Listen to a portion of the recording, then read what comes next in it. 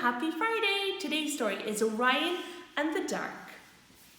My name is Orion, and I guess you could say I am scared of a lot of things. Mum tells me I just have a big imagination and there's nothing to be frightened of.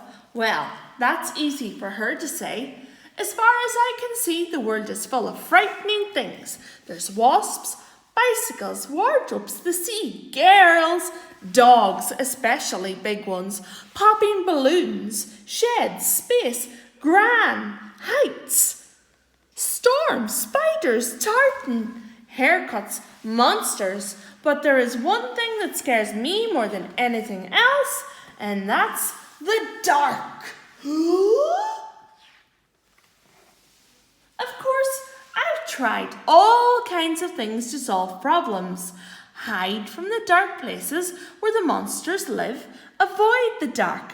Make night vision oodles better. Eat lots of carrots.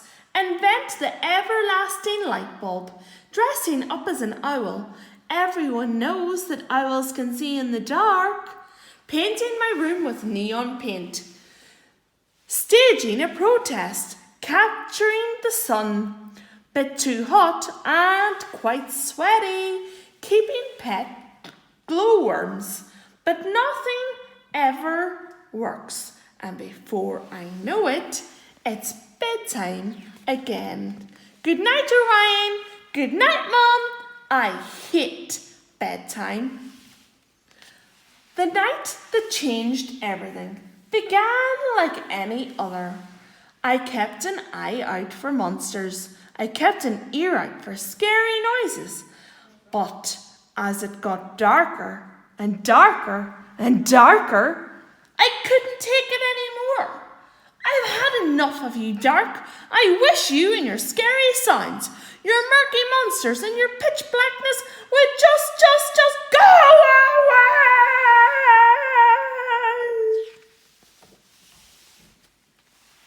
And that's when something strange happened. Gibbering jellyfishes. Outside my window, the dark seemed to come alive. And a thing I'd never even seen before dropped in for a visit. I was feeling more scared than ever before. Even more than when I went to the seaside dog show with Gran. But Mum always says it is important to remember your manners. So I said, hello, and offered to shake hands. Hello there, I'm Dark. Now, Orion, it's time for you to stop being so afraid of everything, especially me. Let's go on an adventure. Of course, normally I'd be scared stiff of going on an adventure, especially with a terrifying creature like Dark, except this Dark wasn't quite what I expected. First, he asked to see the shadowy and scary bits of the house, the nooks and crannies where the monsters live, in the wardrobe, under the bed, down the plug hole, in the basement. And you won't believe this, but some of the darkest places turned out to be the most fun. Even having fun couldn't stop me from being scared for long, though.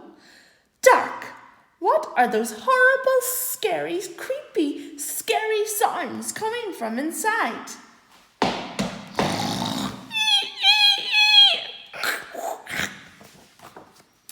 Together we bravely went inside to find the frightening sounds, and when we found them, oh crikes, that's just Dad's silly sounds. They weren't frightening at all.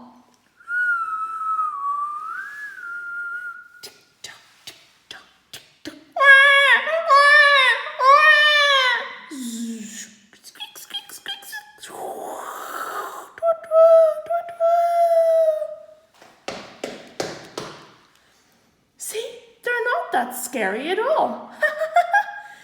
That's no monster. Ooh. The nighttime is much more interesting than the daytime. Dark asked me if I had stopped feeling afraid. The horrible, wiggly feeling had definitely gone a bit, but there was still one place that made my knees wobble and my tummy twist with fright. The awful place where the dark is darkest of all. And so off we went. On one last adventure, all the way up to the night sky. Bum, bum, bum, bum, bum, bum, bum, bum, bum. There, in the darkest place of all, suddenly I knew when I stopped worrying about being scared, dark could be fun, and dark could be interesting, and dark could be magical, and most of all, dark could be my friend. And nobody, not even me, is scared of their best friend. But too soon we had to go home. As the sun began to climb back into the sky, my friend began to fade. It's time to say goodbye. Dark, I've had such a super duper, spiffalocious, incredible adventure, but will you ever come back? I don't want to go to Dark to go. And so he promised, I'll never be far away. And from that night on, he never was. The end.